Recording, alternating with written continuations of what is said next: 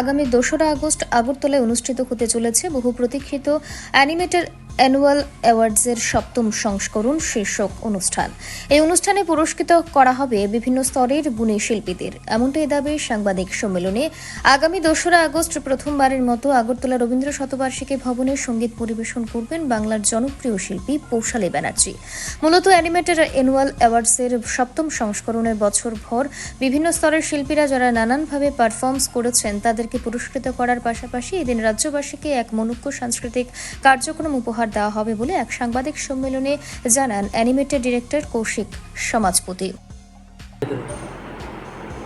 নমস্কার, আমি কৌশিক, অ্যানিমেটেডের সিইও।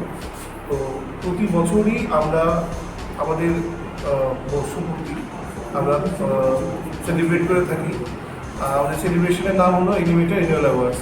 সেদিনকে আমরা আমাদের সাথে যারা যারা কাজ করে থাকে সারা বছর, যারা বছর জুড়ে স্ক্রিপ্ট রাইটার্স, মিউজিক যারা কম্পোজ করছেন, গান যারা গেছেন, অ্যাক্টার অ্যাক্ট্রেস, এরপর আমরা ফেস অফ দ্য ইয়ার একটা করে তুলি।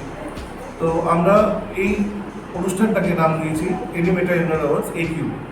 তো এই বছর এটা 7th এডিশন। অগাস্টের 2 তারিখ রবীন্দ্র ভবন হল নম্বর 1-এ আমরা করতে চলেছি। এই বছর আমাদের প্রাইম যে টার্গেট ছিল যেটা সেটা গুড্ডি বাস বলে আমরা আগে একটা টুর্নামেন্ট করেছি ঘুড়ি প্রতিযোগিতা। সেই ঘুড়ি প্রতিযোগিতার 10টি প্রাইজেস দেওয়া হবে সেদিন। 75টা পরিবার অ্যাওয়ার্ড দেওয়া হবে। আর স্পেশাল থাকছে কলকাতা থেকে আগত শিল্পী পৌশালী ব্যানার্জি ফোক নাইট।